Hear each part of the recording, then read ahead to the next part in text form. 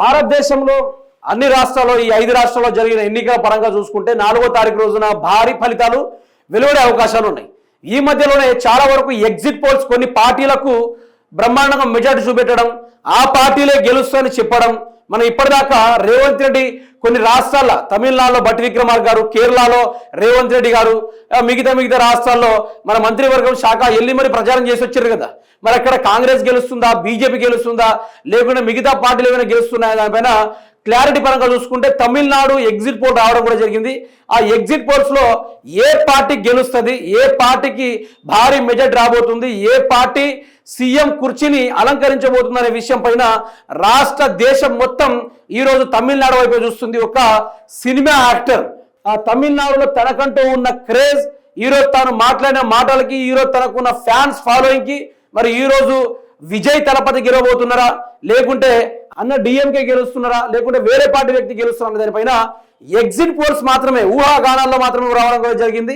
మరి ఇందులో ఏ పార్టీ గెలుస్తుంది, ఏ పార్టీ గెలుపు దిశ వైపుగా నడిచే అవకాశం ఉంది అనే దిశ పైన కొంత ఎగ్జిట్ పోల్స్ అయితే రావడం జరిగింది. ఎవరికి ఎన్ని సీట్లు ఒకసారి మీరే చూసుకునే ప్రయత్నం చేయండి మిత్రులారా.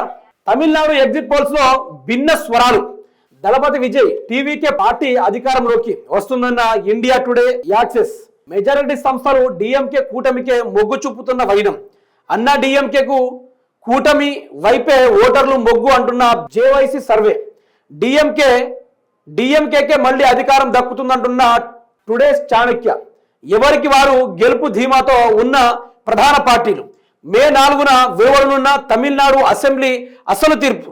తమిళనాడు అసెంబ్లీ ఎన్నికల ఎగ్జిట్ పోల్స్ లో India today access my India వెల్లడించిన ఫలితాలు రాజకీయ వర్గాలను ఆశ్చర్యపరిచాయి.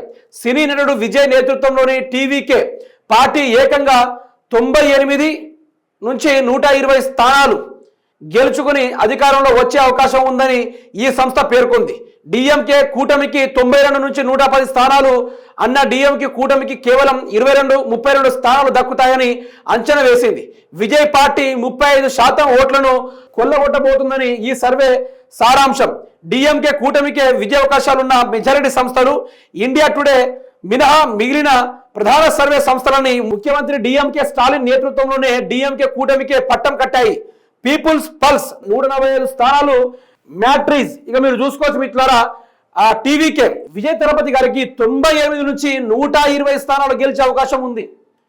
అందులోనూ అన్న డిఎంకే గారికి 192 నుంచి 110 గెలిచే అవకాశం. అంటే ఈసారి ఆయనకు పదవి కూడా వచ్చే అవకాశం లేదన్నట్టుగా కనిపిస్తూ ఉంది. ఈ సర్వేల పరంగా చూసుకుంటే 22 నుంచి 32 వరకు మిగతా పార్టీ వాళ్ళకి వచ్చే అవకాశం ఉందని తేల్చి చెప్పేశారు ఈ సర్వేలు. అయితే మనం నిన్నటి నుంచి చూస్తూ ఉన్నాం కొన్ని మీడియా ఛానల్స్, అదేవిధంగా అన్న డిఎంకే గారే అధికారం వస్తుంది, వాళ్ళకు ఇంత మెజార్టీ వస్తుందనే ముచ్చట లేదు.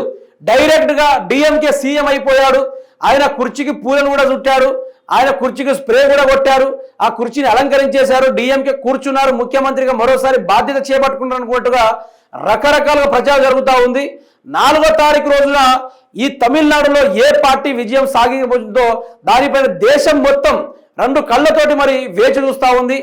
ఏ రాష్ట్రంలో కూడా ఏ ఎన్నికల మీద కూడా అంత ఇంట్రెస్ట్ లేదు.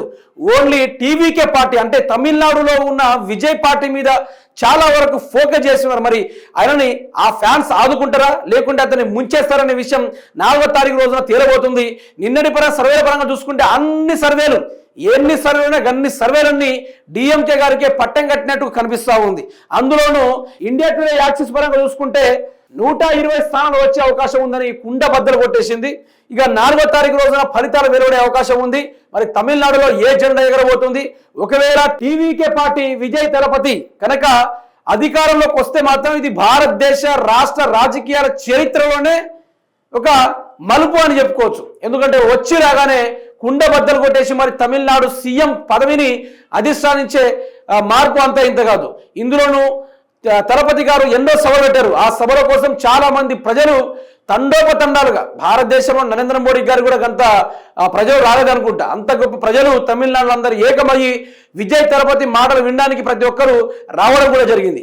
దానిని కూడా డ్యామేజ్ చేయడానికి ఈ యొక్క అన్న డిఎంకే పలు విధాలుగా ప్రయత్నాలు చేసినప్పటికీ ఈ సర్వేలో మాత్రం 98 నుంచి 120 స్థానాలు గెలుచుకునే అవకాశం ఉందనుకుంటూ ఈ యొక్క ఇండియా టుడే యాక్సెస్ తెలిపిన సర్వేలలో ఇదైతే ఉంది. మరి 4 రోజుల తర్వాత అసలు ఎవరు ఈ కుర్చీని అధిష్టించబోతున్నారో దానిపైన కూడా క్లారిటీ వచ్చే అవకాశం.